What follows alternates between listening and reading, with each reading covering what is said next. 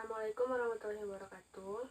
Perkenalkan, nama saya Melati Sepdila Roza, NPM 18181 dari kelas D. Saya akan mempresentasikan materi proposal saya yang berjudul Pengaruh Profitabilitas dan Leverage terhadap Agresivitas Pajak. Yang pertama, saya akan menjelaskan mengapa saya mengangkat judul ini ke dalam proposal saya, yaitu karena menurut saya banyak sekali fenomena-fenomena seperti ini terjadi, tetapi masih sedikit sekali yang mengangkatnya dan dijadikan sebagai bahan penelitian lebih lanjut. Yang kedua, apa fenomena masalahnya? Telah terjadi kenaikan penerimaan pajak setiap tahunnya di Bursa Efek Indonesia, tetapi ternyata tidak mencapai target penerimaan yang seharusnya. Jadi, saya berinisiatif untuk mengangkatnya menjadi judul dari penelitian saya. Yang ketiga, jelaskanlah 4 jurnal pendukung. Yang pertama, jurnal yang diteliti oleh Ilham Ahmad Maulana tahun 2020 yang berjudul Faktor yang mempengaruhi agresivitas pajak pada perusahaan properti dan real estate. Di sini hasil dari penelitiannya yaitu capital intensity, profitabilitas, leverage, dan ukuran perusahaan, dan inventory intensity tidak berpengaruh terhadap agresivitas pajak. Selanjutnya,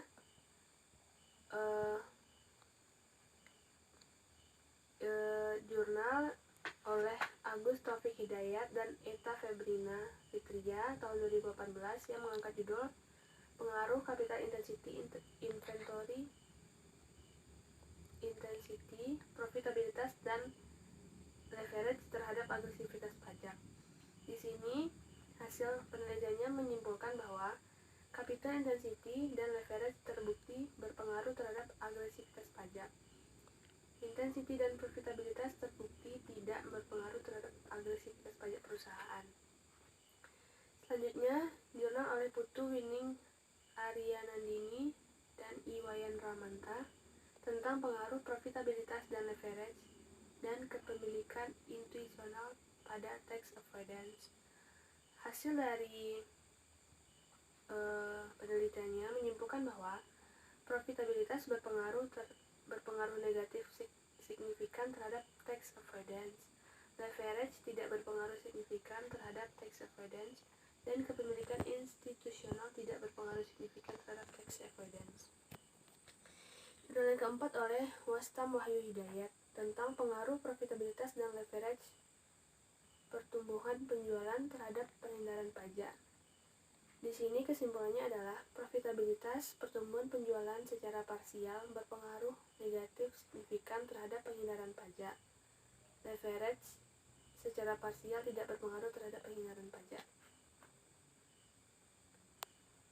Selanjutnya, jelaskanlah faktor penyebab yang mempengaruhi variabel Y. Di sini, menurut Rodriguez dan Ariad tahun 2012 telah mengemukakan pendapatnya bahwa 4 faktor yang mempengaruhi agresivitas pajak yaitu yang pertama size atau ukuran perusahaan, yang kedua profitability, dan yang ketiga leverage, yang keempat capital intensity. Kemudian selanjutnya menjelaskan seluruh aspek dari bab 1 hingga bab 3.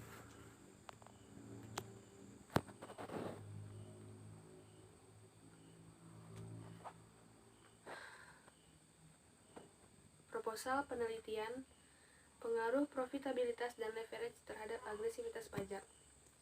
Kata pengantar, Indonesia merupakan negara yang memiliki sumber daya alam yang melimpah, baik sumber daya alam hayati maupun non-hayati. Potensi kekayaan Indonesia bisa dilihat dari hasil bumi hingga hasil laut, tetapi jumlah penduduk Indonesia juga sangatlah tinggi. Dengan jumlah penduduk yang tinggi, diharapkan pemerintah mampu menciptakan masyarakat yang sejahtera, terlebih dengan kekayaan alam yang dimilikinya. Tidak hanya dari hasil alam, pendapatan Indonesia juga sangat beragam, salah satunya dari pajak. Pajak merupakan unsur penting dalam menopang anggaran pengeluaran yang bertujuan untuk meningkatkan kesejahteraan rakyat. Pajak merupakan hal yang krusial dari segi pelaksanaannya, pemungutan, maupun peraturan perundang-undangannya. Di negara manapun pasti melakukan pemungutan pajak, tidak terkecuali di Indonesia. Indonesia merupakan salah satu negara yang menjadikan pajak sebagai pendapatan terbesar di negaranya. Hampir seluruh transaksi di Indonesia dikenakan pajak. Indonesia merupakan negara dengan jumlah penduduk tinggi dalam wilayah yang luas. Indonesia juga memiliki banyak perusahaan, baik itu perusahaan swasta maupun perusahaan milik negara atau BUMN. Jika jumlah perusahaan semakin tinggi, maka akan semakin banyak pula pajak yang diterima oleh negara. Pajak merupakan satu kontribusi wajib pajak kepada negara yang terhutang oleh suatu badan atau pribadi yang bersifat memaksa berdasarkan undang-undang. Selanjutnya, agresivitas pajak. Menurut data dari penerimaan pajak di Bursa Efek Indonesia sektor industri pertambangan, pada tahun 2017, pajak diterima sebanyak 134,3 miliar. Sedangkan penerimaan pajak pada tahun 2018 mengalami kenaikan menjadi 151,8 miliar. Dan tahun 2019 meningkat menjadi 164,3 miliar. Terlihat di sini bahwa setiap tahun terjadi kenaikan pajak. Namun sayangnya, kenaikan pajak tersebut tidak mampu mencapai target pendapatan pajak yang seharusnya.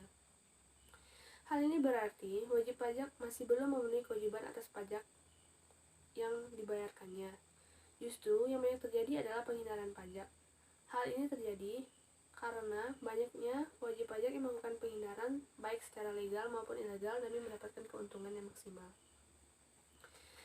Agresivitas pajak merupakan suatu tindakan perekayasaan pendapatan kena pajak yang dilakukan perusahaan melalui tindakan perencanaan pajak, baik menggunakan cara legal, tax avoidance, atau dengan cara ilegal, tax evasion. Meskipun semua tindakannya diterapkan melanggar peraturan, namun semakin banyak tindakan yang dilakukan suatu perusahaan, maka dianggap semakin agresif perusahaan itu terhadap pajak. Itu pengertian agresivitas pajak menurut Frank dan Hodgson tahun 2009. Lain halnya dengan agresivitas pajak yang merupakan tindakan yang bertujuan mengurangi penghasilan kena pajak dengan adanya perencanaan pajak. Namun, hal ini bisa masuk dalam tindakan tax avoidance atau tax evasion. Sehingga dapat dipahami bahwa agresivitas pajak adalah tindakan-tindakan yang dilakukan oleh badan atau perusahaan dengan cara merekayasa pendapatan kena pajak yang bertujuan untuk mendapatkan keuntungan yang maksimal.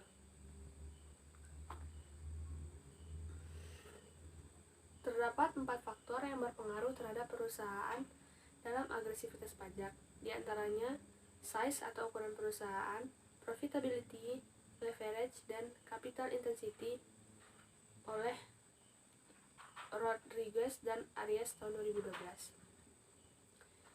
Selanjutnya, profitabilitas. Profitabilitas atau sering disebut profitability merupakan salah satu faktor penting yang mempengaruhi kemajuan perusahaan. Tingginya jumlah profit suatu perusahaan sangatlah menentukan nasib perusahaan ke depannya. Tentunya diiringi dengan karyawan yang berpotensi di bidangnya. Karyawan bisa mendapat bonus pada saat profit perusahaan naik. Dengan pemberian bonus, diharapkan karyawan lebih termotivasi untuk melakukan pekerjaannya dengan maksimal. Profitabilitas adalah bagaimana kemampuan perusahaan untuk mendapatkan laba atau bagaimana efektivitas pengelolaan manajemen perusahaan dalam mencapai laba. Itu menurut Wiagustini tahun 2010.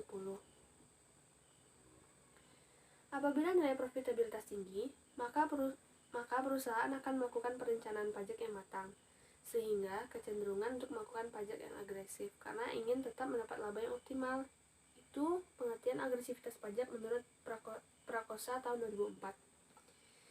Beberapa indikator yang dapat digunakan untuk mengukur profitabilitas adalah gross profit margin, operating profit margin, net profit margin, return on investment, return on equity, return on common stock equity, earning per share, dan basic earning power. Itu menurut Lukman Syamsuddin tahun 2009. Dari pengertian ini dapat disimpulkan bahwa profitabilitas adalah keuntungan yang diperoleh perusahaan, di mana perusahaan hanya memikirkan bagaimana cara memperoleh laba yang besar. Selanjutnya, leverage. Untuk mengukur seberapa besar return yang diberikan oleh perusahaan atas hutang, maka bisa diukur dengan menggunakan rasio leverage. Adapun jenis rasio leverage yaitu debt to asset ratio, debt to equity ratio, long term debt to equity ratio. Dalam perusahaan selalu memiliki kewajiban, baik itu kewajiban jangka pendek maupun kewajiban jangka panjang. Rasio leverage menggambarkan pendanaan perusahaan yang berasal dari hutang perusahaan. Leverage merupakan rasio yang digunakan untuk mengukur sejauh mana aset perusahaan dibiayai oleh hutang. Itu menurut Kashmir tahun 2010. Leverage adalah ukuran persentase total aset perusahaan yang diperoleh dari pihak kreditur. Itu menurut Kiso et al. Tahun 2009. Indikator leverage yang digunakan yaitu debt to equity ratio atau DER, yang merupakan rasio yang mengukur seberapa jauh rasio dibiayai oleh hutang, di mana semakin tinggi rasio ini menggambarkan gejala yang kurang baik bagi perusahaan. Itu menurut Sartono tahun 2001. Jadi, leverage adalah kemampuan perusahaan untuk menggunakan aset dari dana pinjaman untuk mencapai return yang baik dan mengurangi nilai biaya. Masalah atau fenomena penelitian. Penerimaan pajak tahun 2017 134,3 miliar, tahun 2018 151,8 miliar, dan tahun 2019 164,3 miliar. Dari tabel di atas dapat kita lihat bahwa pada sektor pertambangan di Bursa Efek Indonesia tahun 2017 sampai tahun 2019 jumlah pajaknya yang diterima dari tahun ke tahun semakin meningkat, namun peningkatan jumlah pajak yang dibayarkan belum mampu mencapai target yang sudah ditentukan. Penelitian sebelumnya, menurut Agus Taufik Hidayat dan Eta Febrina Fitria tahun 2018 yang berjudul Pengaruh Capital Intensity, Inventory Intensity, Profitabilitas dan Leverage terhadap Agresivitas Pajak. Berdasarkan hasil penelitian dan pembahasannya telah disajikan pada bab sebelumnya, maka dapat disimpulkan bahwa capital intensity dan leverage terbukti berpengaruh terhadap agresivitas pajak perusahaan sektor pertambangan yang terdaftar di Bursa Efek Indonesia tahun 2013 sampai tahun 2013 sampai tahun 2017.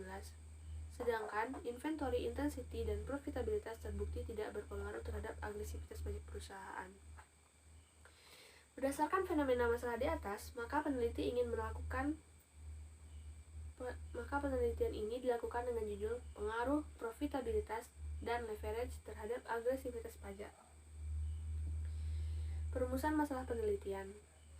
Bagaimana latar belakang yang telah diuraikan dapat teridentifikasi masalah dari penelitian ini, yaitu yang pertama, bagaimana pengaruh profitabilitas terhadap agresivitas pajak. Yang kedua, bagaimana pengaruh leverage terhadap agresivitas pajak. Dan yang ketiga, bagaimana pengaruh profitabilitas leverage secara simultan terhadap agresivitas pajak. Tujuan penelitian. Berdasarkan dengan rumusan masalah yang disebutkan di atas, maka tujuan dari penelitian ini adalah yang pertama, untuk mengetahui pengaruh profitabilitas terhadap agresivitas pajak. Yang kedua, untuk mengetahui pengaruh leverage terhadap agresivitas pajak. Dan yang ketiga, untuk mengetahui profitabilitas dan leverage secara simultan terhadap agresivitas pajak. Manfaat penelitian. Penelitian yang dilakukan penulis diharapkan dapat memberikan beberapa manfaat, yaitu yang pertama, bagi penulis diharapkan penelitian ini dapat menambah pengetahuan peneliti yang dapat digunakan sebagai sarana untuk mengaplikasikan teori yang telah diterima. Selain itu, dengan melakukan penelitian ini diharapkan akan menambah pengalaman serta wawasan peneliti yang dapat digunakan sebagai bekal dalam memasuki dunia kerja. Yang kedua, bagi akademisi diharapkan penelitian ini dapat menjadi referensi penelitian-penelitian selanjutnya, dan diharapkan penelitian selanjutnya mampu menyempurnakan kelemahan dalam penelitian ini. Yang ketiga, bagi peneliti selanjutnya dapat dijadikan referensi yang akan mengadakan kajian lebih luas dalam pembahasan ini. Yang selanjutnya, bab 2, yaitu tinjauan pustaka.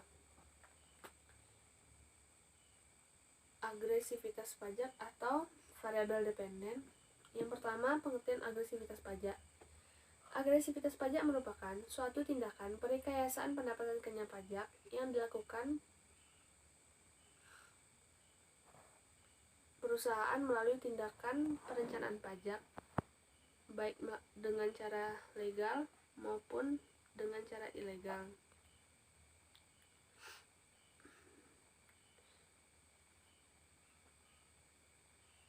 Meskipun tidak semua tindakan yang diterapkan melanggar peraturan, namun semakin banyak tindakan yang dilakukan suatu perusahaan tersebut, maka dianggap semakin agresif perusahaan tersebut terhadap pajak. Itu menurut Frank dan Hudson tahun 2009. Lain halnya dengan agresivitas pajak yang merupakan tindakan yang bertujuan mengurangi penghasilan kena pajak dengan adanya perencanaan pajak, namun hal ini bisa masuk dalam tindakan tax avoidance atau tax evasion. Agresivitas pajak adalah tindakan yang dilakukan oleh perusahaan dengan cara merekayasa pendapatan kena pajak dengan tujuan memperoleh laba maksimal. Itulah kesimpulan dari pengertian agresivitas pajak tadi. Selanjutnya, faktor-faktor yang mempengaruhi agresivitas pajak, yaitu terdapat 4 faktor yang mempengaruhi agresivitas pajak menurut Rodriguez dan Arias tahun 2012, yaitu size atau ukuran perusahaan, profitability, leverage, dan capital intensity. Selanjutnya, indikator agresivitas pajak. Cara perusahaan melakukan agresivitas pajak yaitu dengan menggunakan proxy effective tax rate atau ETR. Menurut Lanis dan Richardson tahun 2012 mengatakan bahwa ETR merupakan proxy yang paling banyak digunakan pada penelitian terdahulu.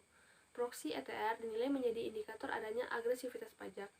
Apabila memiliki ETR yang mendekati 0, semakin rendah nilai ETR yang dimiliki perusahaan, maka semakin tinggi nilai agresivitas pajaknya. ETR yang rendah menunjukkan beban pajak penghasilan lebih kecil daripada pendapatan sebelum pajak. Selanjutnya, X1 atau variabel independen, yaitu profitabilitas. Profitabilitas adalah bagaimana kemampuan perusahaan untuk mendapatkan laba atau bagaimana efektivitas pengelolaan manajemen perusahaan dalam mencapai laba. Itu menurut Wia Gustini tahun 2010. Apabila nilai profitabilitas tinggi, maka perusahaan akan melakukan perencanaan pajak yang matang, sehingga kecenderungan melakukan pajak agresif karena ingin tetap mendapat laba yang optimal. Itu menurut Prakosa tahun 2014. Dari sini dapat kita ambil kesimpulan bahwa profitabilitas adalah keuntungan yang diperoleh perusahaan di mana perusahaan hanya memikirkan bagaimana cara memperoleh laba yang besar. Selanjutnya, indikator profitabilitas. Beberapa indikator yang dapat digunakan untuk mengukur profitabilitas adalah gross profit margin, operating profit margin, net profit margin, return on investment, return on equity, return on common stock equity, earning per share, dan basic earning power. Itu merupakan indikator dari Lukman Syamsuddin tahun 2009. Selanjutnya, hubungan profitabilitas dengan agresivitas pajak. Profitabilitas yaitu kemampuan perusahaan untuk mendapatkan laba dari kegiatan yang dilakukan perusahaan menurut Mustika tahun 2016. Putri Citra Lestari dan Lautania Maya Febrianti mengatakan bahwa hubungan antara profitabilitas dan effective tax rate atau ETR bersifat langsung dan signifikan. Perusahaan yang mempunyai laba tinggi akan memiliki beban pajak yang tinggi pula. Hal ini akan mendorong perusahaan menjadi agresif terhadap pajak. Namun sebaliknya, perusahaan dengan laba yang rendah akan memiliki beban pajak yang rendah, bahkan tidak akan membayar pajak bila perusahaannya mengalami kerugian. Selanjutnya, leverage atau X2-nya. Pengertian leverage. Untuk mengukur seberapa besar return yang diberikan oleh perusahaan atas hutang, maka bisa diukur dengan menggunakan rasio leverage. Leverage merupakan rasio yang digunakan untuk mengukur sejauh mana aset perusahaan dibiayai oleh hutang. Itu menurut Kashmir tahun 2010. Leverage adalah ukuran persentase total aset perusahaan yang diperoleh dari pihak kreditur atau oleh pihak kreditur menurut Kiso et al. Tahun 2009. Jadi, leverage adalah kemampuan perusahaan untuk menggunakan aset dari dana pinjaman untuk menciptakan return yang baik dan mengurangi biaya. Indikator leverage. Indikator leverage yang digunakan yaitu debt to equity ratio, yang merupakan rasio yang mengukur sejauh mana rasio dibiayai oleh hutang, di mana semakin tinggi rasio ini menggambarkan gejala yang kurang baik bagi perusahaan menurut Sartono tahun 2001. Sehingga dapat dipahami jika nilai leverage perusahaan akan menurunkan nilai efektif tax rate sehingga agresivitas pajak meningkat, dan demikian pula sebaliknya. Selanjutnya, hubungan leverage dengan agresivitas pajak. Perusahaan yang memiliki leverage tinggi, maka tingkat agresivitas pajaknya juga akan tinggi. Sebaliknya, jika leverage rendah, maka otomatis agresivitas pajaknya juga akan rendah. Itu menurut Purwanto Agus tahun 2006. Hal ini dikarenakan hutang akan menyebabkan timbulnya beban bunga yang dapat digunakan oleh perusahaan untuk mengurangi pendapatan kena pajak. Selanjutnya, penelitian terdahulu. Yang pertama, peneliti oleh Ilham Ahmad Maulana. Judul penelitiannya Faktor yang mempengaruhi agresivitas pajak pada perusahaan properti dan real estate. Tabel variabel penelitiannya atau variabel yang digunakan yaitu variabel independennya, capital intensity, profitabilitas, leverage, ukuran perusahaan, inventory intensity, dan variabel dependennya yaitu agresivitas pajak. Dia menggunakan teknik analisis data regresi linear berganda.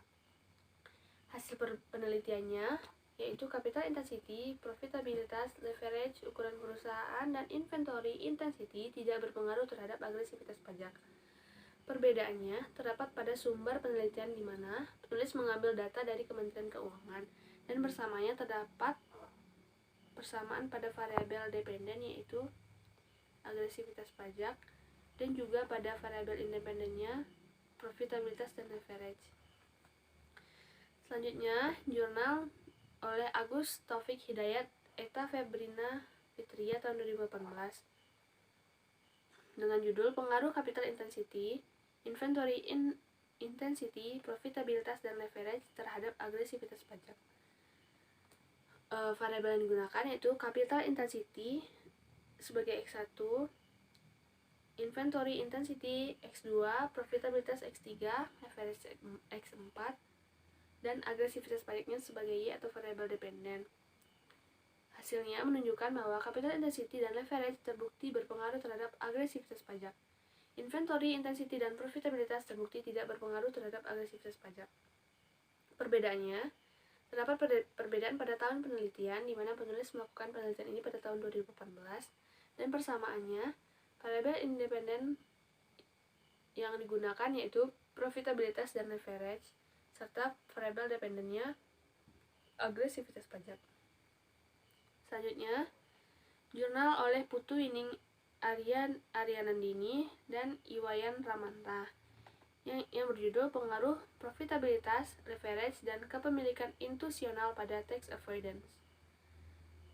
Variabel yang digunakan yaitu variabel independennya, profitabilitas, leverage, dan kepemilikan institusional. Kemudian variabel dependennya yaitu tax avoidance. Hasil penelitiannya menunjukkan bahwa profitabilitas berpengaruh negatif signifikan terhadap tax avoidance. Leverage tidak berpengaruh signifikan terhadap tax avoidance. Kepemilikan institusional tidak berpengaruh signifikan terhadap tax avoidance. Terdapat perbedaan pada tahun penelitian di mana penulis melakukan penelitian pada tahun 2018, dan persamaannya sama-sama menggunakan variabel independen, profitabilitas, dan leverage. Yang keempat, oleh Wastam Wahyu Hidayat, yang berjudul Pengaruh Profitabilitas, Leverage, dan Pertumbuhan Penjualan Terhadap Penghindaran Pajak. Variabel yang digunakan yaitu variabel independen X1 atau profitabilitas, leverage, pertumbuhan penjualan, dan variabel dependennya yaitu penghindaran pajak. Hasilnya menunjukkan bahwa profitabilitas, pertumbuhan penjualan secara parsial berpengaruh negatif secara signifikan terhadap penghindaran pajak. Leverage secara parsial tidak berpengaruh terhadap penghindaran pajak. Perbedaannya, peneliti peneliti melakukan penelitian pada tahun 2018 dan terdapat persamaan pada variabel. Selanjutnya, hubungan antar variabel.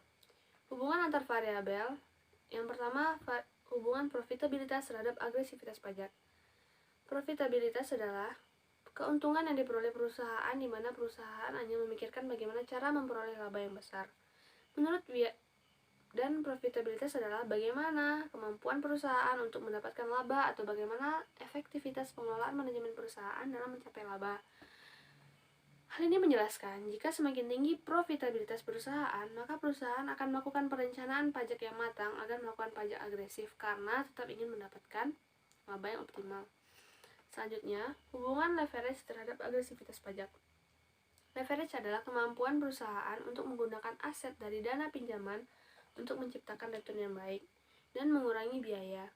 Leverage merupakan rasio yang digunakan untuk mengukur sejauh mana aset perusahaan dibiayai oleh utang. Hal ini menjelaskan bahwa jika nilai leverage perusahaan akan menurunkan nilai tarif pajak, sehingga agresivitas pajak meningkat dan demikian sebaliknya. Kerangka konseptual. Berdasarkan uraian di atas dapat dibuat kerangka konseptual yang teoritis, yaitu profitabilitas dan leverage dalam hipotesis akan mempengaruhi agresivitas pajak. Hipotesisnya, yang pertama, pengaruh profitabilitas terhadap agresivitas pajak.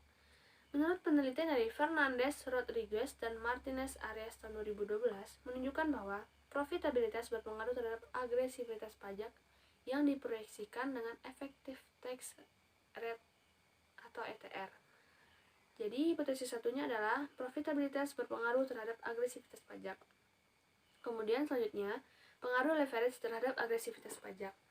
Peneliti sebelumnya menemukan bahwa terdapat pengaruh leverage terhadap agresivitas pajak. Hasil penelitian tersebut juga konsisten dengan penelitian di Indonesia yang dilakukan oleh Kuryah dan Ashik tahun 2016, yaitu hipotesis 2, leverage berpengaruh terhadap agresivitas pajak. Selanjutnya bab 3, yaitu metode penelitian. Jenis penelitian. Penelitian ini menggunakan penelitian jenis deskriptif kuantitatif. Penelitian ini merupakan penelitian yang menganalisis atau menggambarkan, menceritakan, membaca tentang hasil analisis, angka-angka, dan data statistik dalam perencanaan. Dalam penelitian, metode kuantitatif adalah metode penelitian yang berlandaskan pada filsafat positifme yang digunakan untuk meneliti pada populasi dan sampel tertentu. Pengumpulan data menggunakan instrumen penelitian analisis data bersifat kuantitatif atau statistik dengan tujuan menguji hipotesis yang telah ditetapkan. Itu metode kuantitatif menurut Sugiono tahun 2017.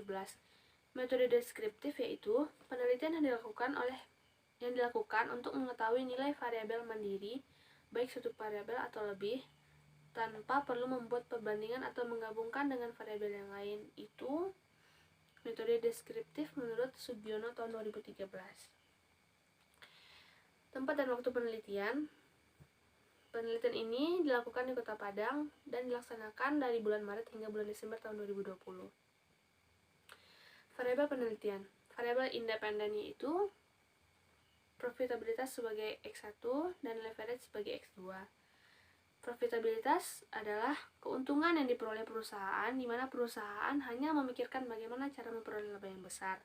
Sedangkan leverage yaitu kemampuan perusahaan untuk menggunakan aset dari dana pinjaman untuk menciptakan return yang baik dan mengurangi biaya. Sedangkan variabel dependen yaitu agresivitas pajak. Agresivitas pajak merupakan tindakan perekayasaan pendapatan kena pajak yang dilakukan perusahaan untuk mendapatkan keuntungan yang maksimal.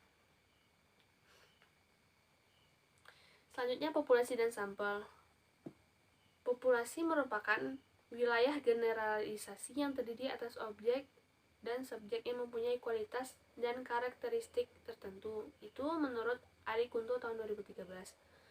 Populasi merupakan keseluruhan unit atau individu dalam ruang lingkup yang akan diteliti. Adapun yang menjadi populasi dalam penelitian ini adalah seluruh tindakan agresivitas pajak atau penghindaran pajak yang ada di Bursa Efek Indonesia. Sektor pertambangan. Sampel adalah sebagian dari keseluruhan individu yang menjadi objek penelitian. Itu menurut Umar tahun 2013. Sampel adalah bagian dari populasi yang memiliki seluruh karakteristik dari populasi. Mengambil sampel dalam penelitian ini dilakukan dengan teknik non-probability sampling, yaitu menggunakan sampling purposive. Metode purposive sampling yaitu metode pemilihan sampel dengan pertimbangan khusus yang didasarkan pada kriteria tertentu. Kriteria yang dipakai ialah seluruh perusahaan pada sektor pertambangan yang terdaftar selama periode 2017 hingga periode 2019 dengan laporan yang belum diaudit perusahaan pertambangan sebelum tahun 2017.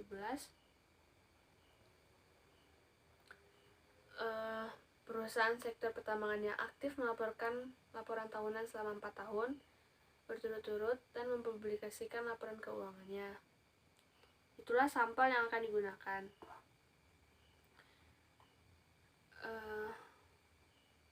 Baiklah, kriteria.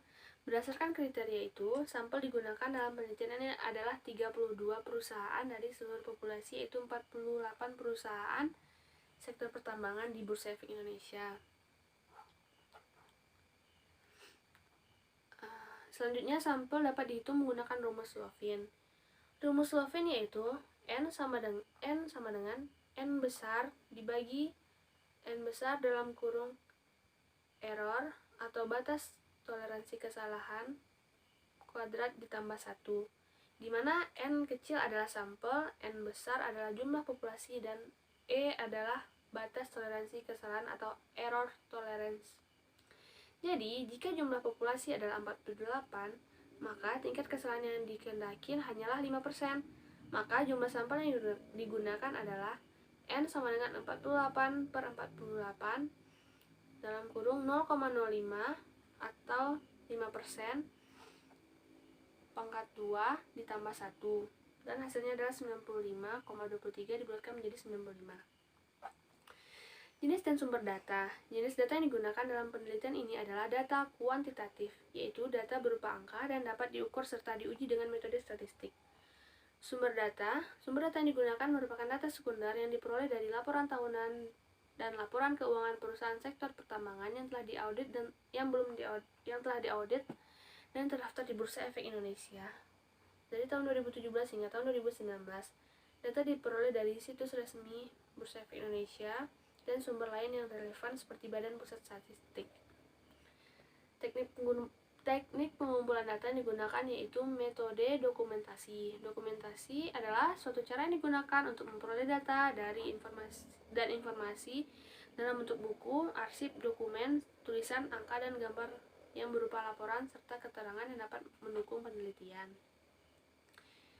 Selanjutnya, uji normalitas residual. Uji normalitas bertujuan untuk mengurangi apakah dalam metode regresi variabel pengganggu atau residual memiliki distribusi normal.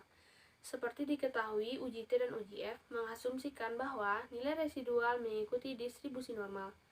Untuk mendeteksi apakah nilai residual terdistribusi secara normal atau tidak dapat dilihat dari hasil Kolmogorov.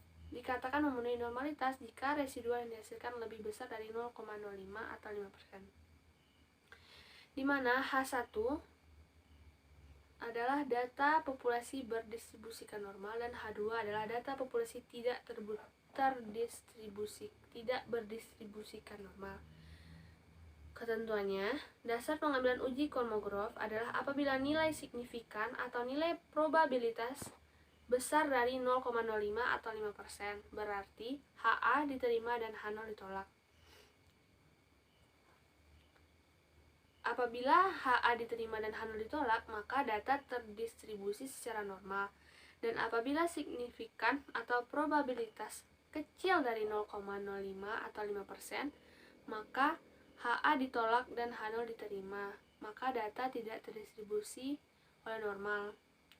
Yang dimaksud dengan HA adalah hipotesis yang kita perkirakan dan H0 adalah yang tidak kita perkirakan, hipotesis yang tidak kita perkirakan. Selanjutnya, uji heteroskedastitas. Uji heteroskedastitas bertujuan apakah dalam model regresi terjadi ketidaksamaan variabel dari residual satu pengamatan ke pengamatan yang lain. Jika varian dari residual satu pengamatan ke pengamatan lain tetap, maka disebut homoskedastitas. Dan jika perbedaan disebut heteroskedastitas.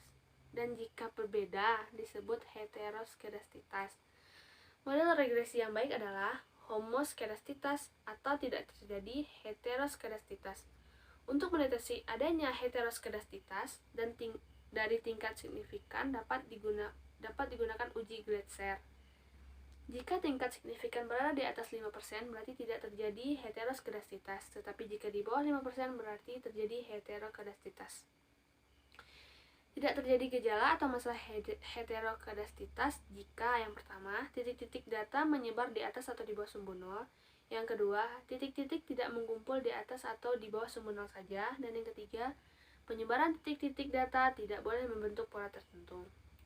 Selanjutnya, uji multikolinearitas. Pengujian multikolineritas bertujuan untuk menguji apakah model regresi ditemukan adanya korelasi atau hubungan antara variabel bebas. Jika di dalam pengujian ternyata didapatkan sebuah kesimpulan bahwa antara variabel independen tersebut saling terikat, maka pengujian tidak dapat dilakukan ke tahap selanjutnya. Berikut dasar analisis yang digunakan. Untuk menguji multikolineritas dilakukan dengan melihat nilai sebagai berikut. Jika tolerance besar dari 1 dan VIF kecil dari 10, maka tidak terjadi multikolineritas. Jika tolerance kecil dari 0,1 dan VIF besar dari 10, maka terjadi multikolineritas. Selanjutnya, uji autokorelasi. Uji autokorelasi merupakan pengujian asumsi dalam regresi di mana variabel dependen atau Y tidak berkorelasi dengan dirinya sendiri. Persamaan regresi yang baik adalah persamaan yang tidak memiliki masalah autokorelasi. Jika terjadi autokorelasi, maka persamaan tersebut menjadi tidak baik atau tidak dapat dipakai prediksinya. Salah satu ukuran yang menentukan ada tidaknya masalah autokorelasi dengan uji Durbin-Watson atau DW. Ketentuannya adalah, yang pertama terjadi autokorelasi positif jika DW kecil dari min 2. Yang kedua, tidak terjadi autokorelasi jika nilai DW di antara min 2 sampai dengan 2. Dan yang ketiga, terjadi autokorelasi negatif jika nilai DW besar dari 2. Selanjutnya, uji regresi linier berganda.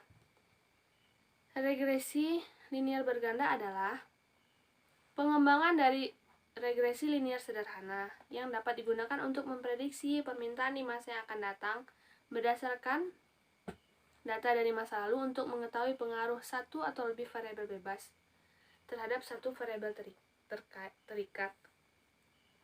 Persamaan regresi linier berganda yaitu Y sama dengan A tambah B1 kali X1 tambah B2 kali X2 ditambah B2 kali X3 ditambah error. Keterangannya yaitu Y sama dengan variabel dependen atau nilai yang diprediksikan, X1 dan X2 adalah variabel independen, A adalah konstanta, yang B nilai koefisien regresi, dan E adalah error. Selanjutnya uji T. Uji ini digunakan untuk melihat tingkat signifikan variabel independen yang mempengaruhi variabel dependen secara individu atau sendiri-sendiri atau parsial. Pengujian ini dilakukan untuk masing-masing variabel bebas dengan tingkat kepercayaan tertentu. Itu menurut Bawono tahun 2006. Pengujian ini dilakukan untuk melihat pengaruh masing-masing variabel independen X1, X2 secara parsial terhadap variabel dependen. Rumusnya yaitu T0 sama dengan BI per SBI, di mana T0 adalah nilai yang dihitung atau diobservasi, BI adalah koefisien regresi atau X1, SBI adalah koefisien standar atas koefisien regresi. Kriteria pengujiannya adalah jika T hitung besar dari T tabel dan signifikan kecil dari 0,5, maka artinya HA diterima dan H0 ditolak. Maknanya, variabel independen berpengaruh terhadap variabel dependen. Yang kedua, jika T hitung kecil dari T tabel dan signifikan besar dari 0,05, maka HA ditolak dan H0 diterima. Maknanya, variabel independen ditolak dan tidak berpengaruh terhadap variabel dependen. Selanjutnya, uji F. Uji F pada dasarnya menunjukkan apakah semua variabel independen yang dimasukkan dalam model mempunyai pengaruh secara bersama-sama terhadap variabel dependen. Itu menurut Ghazali tahun 2013. Uji F dilakukan untuk menguji apakah variabel independen secara bersama-sama, serentak, simultan, mempengaruhi variabel dependen. Dalam penelitian ini digunakan taraf signifikan yaitu 5%. Rumusnya F0 sama dengan R kuadrat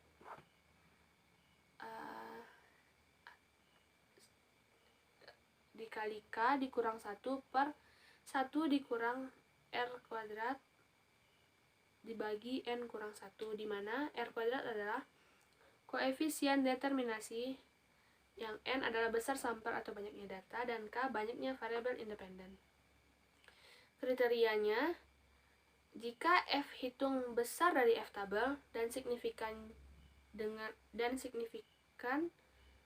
adalah kecil dari 0,05, artinya berpengaruh, atau artinya variabel X1 dan X2 secara bersama-sama simultan berpengaruh terhadap Y.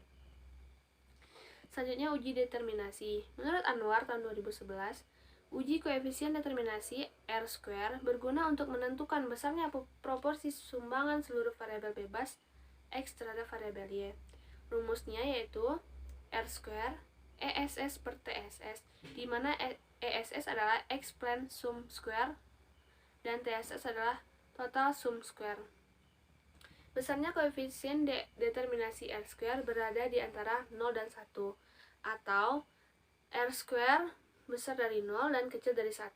Semakin besar R² yang diperoleh dari hasil perhitungan atau mendekati 1, maka dapat dikatakan bahwa sumbangan dari variabel independen terhadap variabel dependen semakin besar.